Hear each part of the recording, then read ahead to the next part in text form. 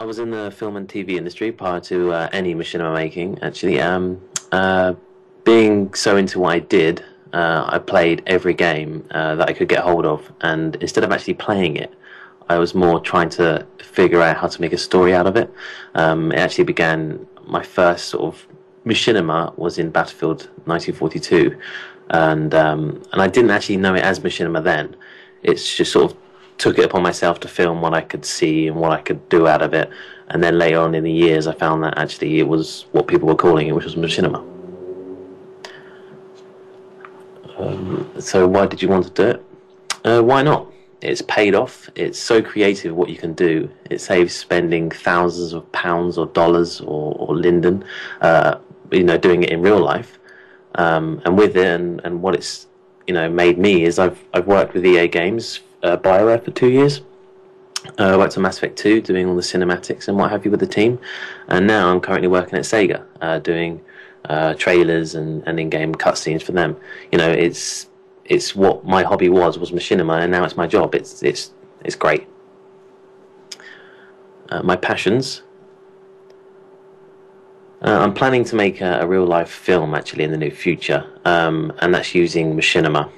So where I'd have, say for example, let's use Second Life, where you would make the scene and you would build the set and see what angles would work well and how it would sort of fit together, and then in real life I'd compare that and use that as a sort of template instead of creating storyboards. So that's my passion, really, using machinima to make a real life film and making it cheaper for myself. Any favourites of others? I don't really have any favourites. I'm not that type of person. I love all types of genre and feelings towards machinima. So really, if it strikes my eye, then I'll enjoy it. But it's not really a favourite. It's quite a hard thing to sort of judge, really, with a favourite. It's like I don't really have a favourite film, or I don't really have a favourite bit of music. It's all great to me. It's all creative, and it's Any favourites of my own? Rusty Whispers Dennis. In the mere fact, it's just such a random flick. Well, it doesn't really mean anything. You have to watch it and you make your own idea up.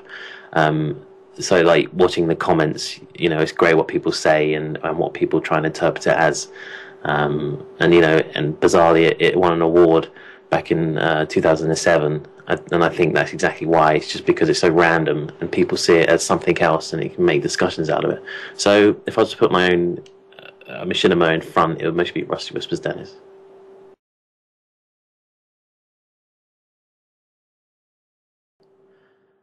And my vision, let's move that card.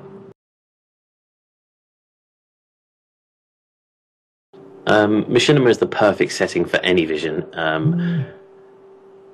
Let's say again, machinima is the perfect setting for any vision. You can do so much stuff in it.